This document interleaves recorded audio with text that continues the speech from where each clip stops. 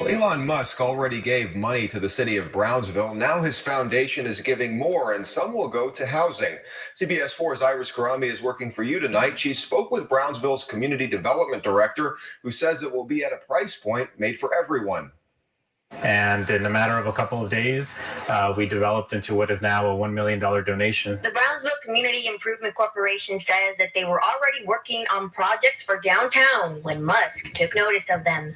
We had already had some pretty successful programs within our organization, one of which is called the Business Improvement and Growth Program, which provided a lot of incentives for a lot of the revitalization that's happening in downtown. Now they have $1 million to use. So we are looking for key revitalization efforts that promote retail for both dining and stores coming into our downtown district. The BCIC says that they're going to use some of this money towards small businesses and then another part of this money towards mixed-use spaces where retail will exist on the bottom of a building and housing opportunity will exist on top.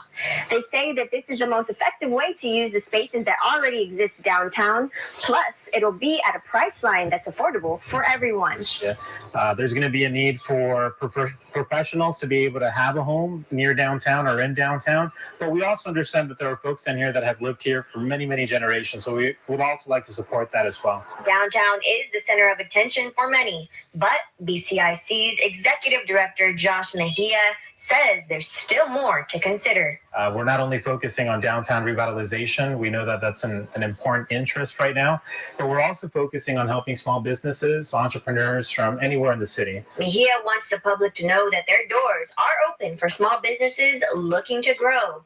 More information and details will come in the upcoming weeks in regards to how folks can take advantage of the monies received by the Musk Foundation. Working for you in Brownsville, I'm Iris Karami. Epstein's little black book. Texas will resume abortions. Tratando de alcanzar el sueño americano. And a new BCIC hire paves the way for Helen Ramirez to become the next city manager for the city of Brownsville. It is Wednesday, June 29th, 7:04 a.m. My name is Frankie Olivo, and this is Good Morning Brownsville. Now, on Monday, we did talk about rain. We did state that today, Wednesday and Thursday, would be the day in which we would see a high probability of scattered showers. Now, we have been monitoring the Gulf as of late, and we do anticipate, we could come on here with certainty and look you in the face and say that we are set to get rain today. In the next few days, there are projections of us having a 40% chance of having a large amounts of rain. There is a possibility of a tropical storm that is brewing in the Gulf. And based on the different projections that we have been monitoring and seeing from the different news agencies, we do feel as if we are going to get some rain. It is forecasted for us to receive 50 to 60% chance of rain today, Wednesday and Thursday. So again, if you're going to wash your cars, make sure you hold off on that for just a bit. But again, are you ready for some rain? This is the perfect time to rain dance. We are supposed to get some rain, but rest assured that we are getting it right here. We are not like Larry James. We're totally off here at Good Morning Brownsville. We take pride in being as accurate as possible with our news, even though it is very tricky. But get ready for some scattered showers today and tomorrow, with the possibility of a tropical storm brewing in the Gulf. Texas. A lot has happened in the state of Texas as of late. The Uvalde massacre, unfortunately, but also yesterday, day before yesterday, we got tragic news, and it did occur in the San Antonio area, which has ties to the Rio Grande Valley. There was a tractor trailer that was found to have close to 50 individuals. 46 of them did pass away, and there were a few of them that managed to survive and were taken to the hospital. And this is a humanitarian issue. It is always sad to see how countries in South America don't have any economic opportunity or any motivation for their youth or for their working class to be able to say, hey, you know, we live a good life. As we all know, living in the United States, everybody dreams of living that American dream, of being successful one day. You know, you got to grind to shine. People come to the U.S. because this is the land of opportunity. And living here in a border city, we are more prone and more immune, unfortunately, to these tragic events. We hear on a frequent basis of individuals that are coming across and trying to seek that American dream. In the San Antonio area, a horrific incident was uncovered after over 46 individuals were found in a tractor trailer. Now, the interesting thing is that this tractor trailer, this red trailer, has ties to the Rio Grande Valley. This, of course, is a criminal organization. What they did is they cloned this tractor trailer to make it appear as if it was working out of the Alamo, Texas area. The interesting thing is that the owners were contacted and they said, hey, you know what? Our truck is here in the Rio Grande Valley in the Raymondville area. We have no ties to that. That is a fake. But nonetheless, it is tragic to see these events unfold. And one thing that we can both agree on is that, you know, we have not gotten any guidance or any sort of implementations from this current administration regarding their stance on immigration. The Vice President Kamala Harris, who was appointed by President Biden as being the border czar, has nowhere to be found. We have much less heard nothing at all from our vice president. It is sad to see that this administration does not have their grip on reality. As we all know right now, currently, all their focus seems to be on trying to prevent Russia from spreading their dominance throughout the region, throughout their region. But nonetheless, you can all agree that it's unfortunate for us to hear these tragic events, because at the end of the day, all these individuals are doing is just trying to achieve that American dream. We both know that there is a lot that we need to do in regards to immigration reform. Our system is broken. Do we have open borders? Did this administration pave the way for incidents such as this to occur? Now, morning, Zudi. I got to throw you a shout out because you called me out last time. Ha! Morning. Have a great day. What needs to give? We have been hearing talks about how this current administration is going to be sending money to South American countries to try and create jobs, economic development, education, to try and prevent these individuals from taking that long track, crossing the river, crossing the border, putting themselves and their family in harm's way. Again, this is a humanitarian issue. We understand that these individuals are doing this, are looking at death in the eye, because at the end of the day, they have no other opportunity. But that tractor trailer that was found to have over 50 individuals holed up in the trailer does have ties to the Rio Grande Valley. They are saying that, you know, a cartel is behind it, because again, to have that many individuals, it does lead one to believe that this is something bigger than we thought at first. Also, the state of Texas is one of the states that has been actively working and actively trying to do everything possible to prepare themselves for the repeal of Roe versus Wade.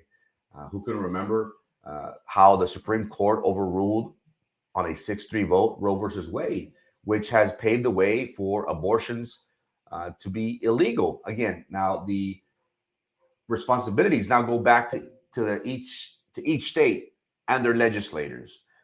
Again, it is important for us to make sure that we put individuals there that will listen to the needs of the people. Again, my body, my choice. I am the belief that I do not want a woman to not have options. Options is a good thing, especially for a woman's body. But what we have seen in the state of Texas is that they're fighting. Yesterday, there was a few clinics in San Antonio, Houston, Dallas area that did file a lawsuit, and this will be allowing them to perform abortions. Now, when I first read this, I thought of a temporary restraining order. And it's kind of different because, whenever you deal with the federal level, it is a bit different. But nonetheless, for the next 2 months, the state of Texas will be allowing abortions temporarily. And as we could all imagine, right now, these clinics are trying to get as much people as possible, because at the end of the day, this is pending litigation. And we did understand that this was going to be an uphill battle. But for the most part, the state of Texas will be having abortions in their state. But again, this is something that will not get extended, because this law does not have merit. This lawsuit does not have merit. Why? Because it challenging the ruling of the Supreme Court. It has no weight. So the state of Texas, as of right now, is allowing abortions. But again, it is a fine line, because individuals could get prosecuted for assisting individuals who are trying to get an abortion. So right now, clinics are frantically trying to find that balance between are we okay? Are we doing a criminal act by not going according to the law, which the governor did implement? So right now, there is a stay allowing clinics in the San Antonio, Houston, and Dallas area to continue performing abortions. And again, healthcare is very, very important, not just for women, but for all of us. So these women will have access to safe abortions in the state of Texas, at least for the next 2 months. Now, Jeffrey Epstein, has been in the news as of late. And what we have been monitoring and seeing is how he has had his way with underage girls. We have been following for the past few years of how he would use his madame, Ghislaine Maxwell, to recruit and nurture these young females to be able to perform sexual acts, not just for him, but for other individuals. And who can forget the individuals that have been in question? Now, I don't want to say that we are guilty by association. There is a saying, "Tell me who you're with, and I'll tell you who you are." But nonetheless, we have been seeing how these individuals have been rubbing elbows with the elite. Epstein and his madame Maxwell have had these close relationships with millionaires, billionaires, former presidents, Bill Clinton, Donald Trump. Who can forget Prince Andrew, who is part of the English monarch? And again, Bill Gates. One thing that all these individuals have is that they have this status of elite. Now, just by taking a picture doesn't necessarily mean that they were involved in these egregious acts, but one leads us to believe that having a picture with a convicted sexual offender is not a good thing. But the interesting thing that we have been seeing through Maxwell's trial that happened earlier this year was that there was no publicity, no CNN, MSNBC. They weren't actively following this case, and many of us wondered and stated, why is that? Is it because many high-profile individuals are in Epstein's black book? It was during this time that Will Smith slapped Chris Rock, and all anybody could talk about for the next few weeks was the slap heard around the world. It seems as if, and again, the federal court is different than state court. We saw how the Johnny Depp case unfolded before our eyes, and the federal court it is more difficult to get access to. But we can both agree there was not much attention that was given to this case. And you would think human trafficking with millionaires, dignitaries, monarchs, presidents would gain the attention of the media. But we all want to know why did this individual commit suicide, allegedly? Did he face an uphill battle? Did he have the secrets to many individuals in high positions that he knew his time was coming and he just decided to kill himself? Now, beyond that, we have yet to hear of his black book. Now, we have seen through the web, we have seen names such as celebrities, high-profile individuals that have traveled and have been to parties and have frequented Epstein Island. Many individuals, of course, do not care to talk about this. Why? Because we're treading murky waters, so to speak. But we want to know, why haven't the feds leaked this little black book? It could possibly be that there are individuals, high-profile individuals that are on this black book. But that is very interesting moving forward, that we have yet to hear of the individuals who use these women, who rape these women against their will.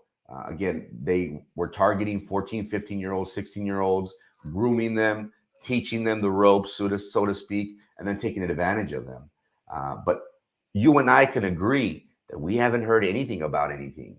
No black book, no names. Throughout the trial, you would think that, they would come and say, hey, who raped you?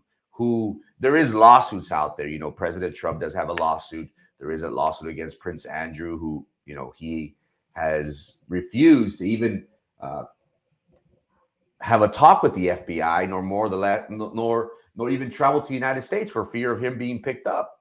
But why hasn't the little black book been revealed?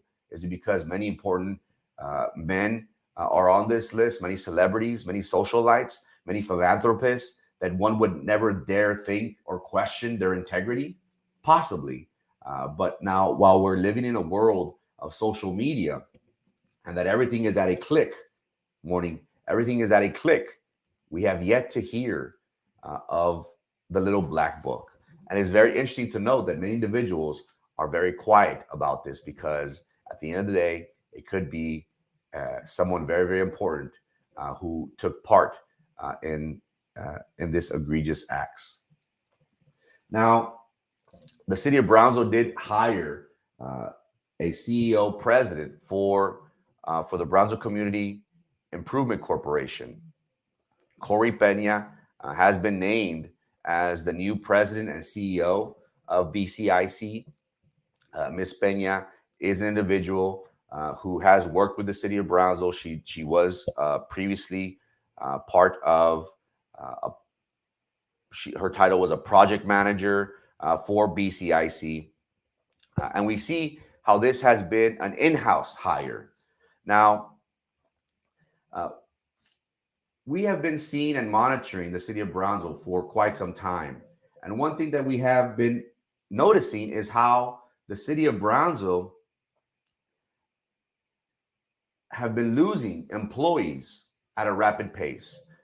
The previous city manager, Noel Bernal, who just recently accepted a job in Colorado as a county manager, we saw how he brought in individuals from the outside, from the Hidalgo County area.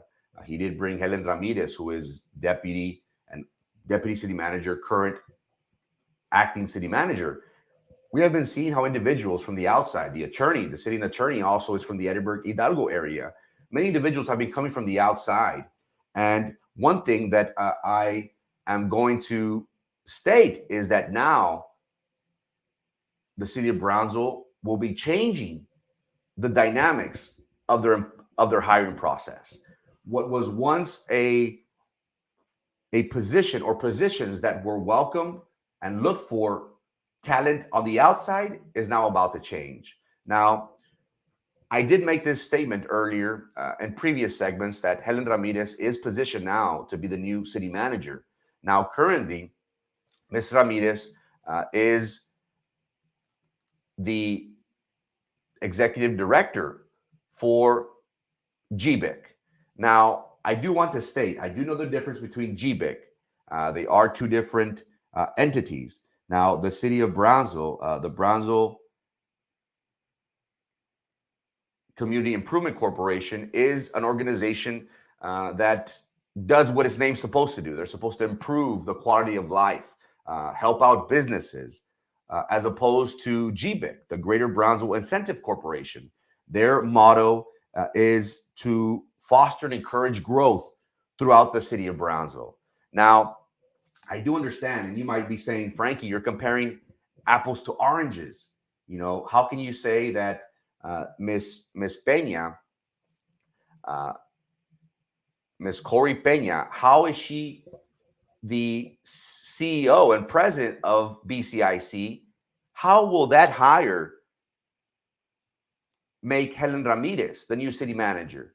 She's GBIC. Corey Peña is BCIC. You're comparing apples and oranges.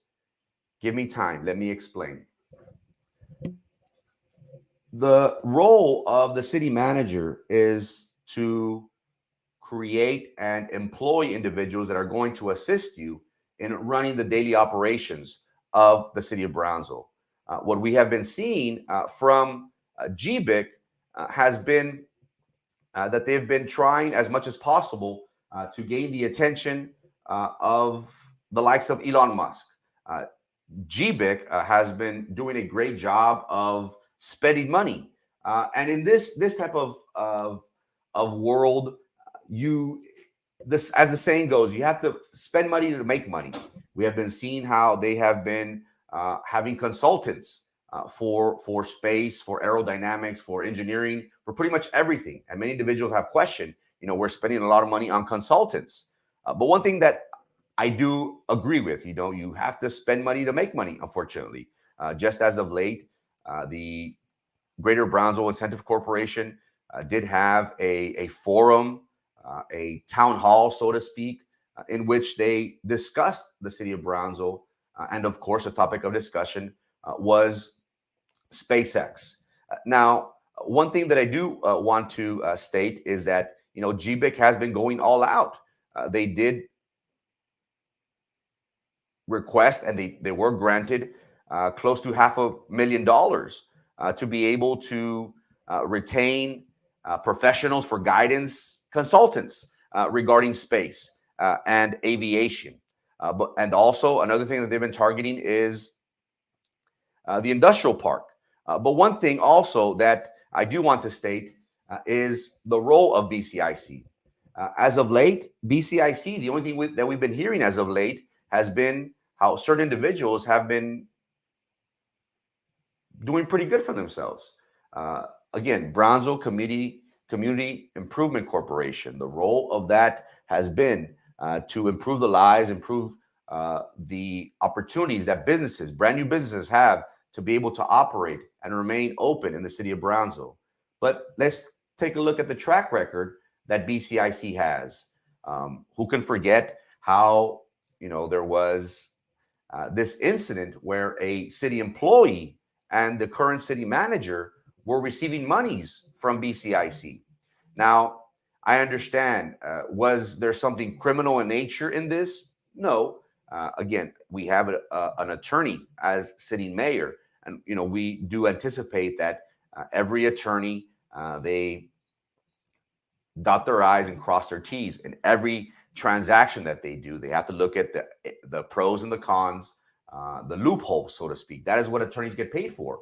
Now, was there a criminal act that was done here? No. They were business owners. They were trying to create and develop a project, a building, and they just so happened to gain money off of it. But nonetheless, we did find out that close to $200,000. Here we have $80,000 that was requested by our city mayor. And again, the track record, BCIC, as of late, all we have been hearing about them is money, granting money. And we have seen how the individuals such as the Limas brothers, Mayor Mendez, Ramiro Gonzalez, and other individuals that do have property downtown, they were the main beneficiaries of that grant money. Elon Musk donated $1 million to downtown to revitalize it. Now, I'm not here to argue and say that, somebody brought it up to his attention that, hey, maybe you should invest downtown, Elon. That's a great way for you to, rub elbows with, be in the good graces. The interesting thing about this, ladies and gentlemen, is that I am going to make a prediction that this hire for Ms. Cory Peña as being the new BCIC president and CEO will lead to the city of Brownsville hiring Helen Ramirez as a new city manager. What was once a role of city manager to hire from the outside is now changing. The city commission is very in tune to what is going on. While they may not watch this show per se, but those individuals that are close to them and have their ear, they read all those blogs. They listen to the likes of Erasmo Castro. They listen to the likes of the bloggers, the blog sphere out there. And what have they been hearing? They've been hearing how many employees have been disenfranchised and dissatisfied with the previous administration. Why? Because it seems as if whatever I do, no matter how many years I have working for the city of Brownsville, I will never get that opportunity to move up. Why? Because Noel Bernal, he brought in his own people from the outside. But that, ladies and gentlemen, is about to change. The interesting thing about this is the role that these city commissioners have on these positions. Now, who can forget? And one particular case that I do want to bring up is Commissioner Pedro Cardenas' role. Commissioner Pedro Cardenas ran against Ben Neese. And the reason why he ran against Ben Neese was because Commissioner Pedro Cardenas was a previous BCIC member, if I'm not mistaken. He was ousted. And the thing is that there was a lot of turmoil regarding this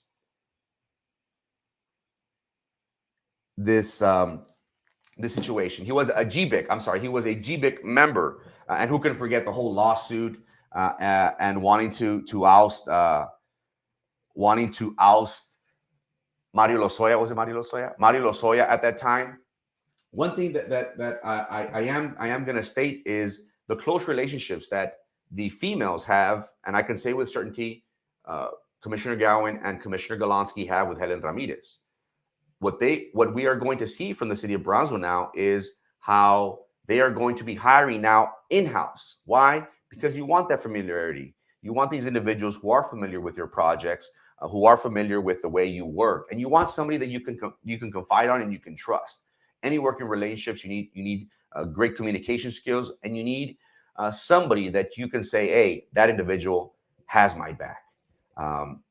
While I might be going on a limb, but I with all certainty stand before you today and say that the city of Brownsville will be opening up the hiring process for their new city manager. But what we will see from now is that instead of looking from the outside, now the city of Brownsville will take a different path and choose within. What we saw from BCIC hire is that they hired an individual who is from Brownsville, who has come up through the ropes. She was a project manager for BCIC, somebody who is familiar with the area, and somebody that was in-house became the new CEO. Will we be seeing that for the city of Brownsville in their search for city manager? I'm going to bet on that they do. Why? Because you want an individual that you're familiar with. You want an individual that you can trust. And that individual is none other than Ms. Helen Ramirez. She will be the next city manager. Right now, she is the interim. She holds two hats, one as the GBIC executive director and also as the interim city manager. We anticipate that the city commission will be accepting applications, but at the end of the day, the individual that will remain as the city manager will be Helen Ramirez, who she could possibly be the first female city manager, if I'm not mistaken. I didn't do that research, but that could be a possibility. And that, my friends, is the rest of the story. Tratando de alcanzar el sueño americano. Close to 50 individuals did lose their lives in a tractor trailer that had links to the Rio Grande Valley, Alamo, Texas. Tragic events. This is a humanitarian issue. We have yet to hear from the president. We have yet to see the vice president actively be down here in the border to discuss these important issues. How is the administration going to tackle this? Will they be sending money to South America to try and create jobs and opportunity down there? Again, immigration reform is something that we so desperately need. Epstein's little black book. Throughout Ghislaine Maxwell's trial, we didn't hear the names that we wanted to hear. Nothing juicy. Why hasn't this, in the day of technology, all it takes is a click? Why haven't we gotten pictures from Epstein's little black book? Is it because many high-profile individuals are on that list?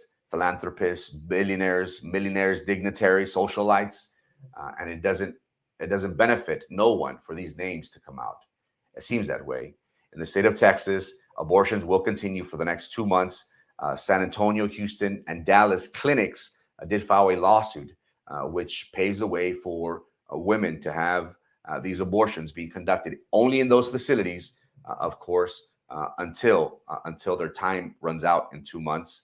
And Corey Peña, the new CEO / president for BCIC, will pave the way for Helen Ramirez to become the city manager for the city of Brownsville.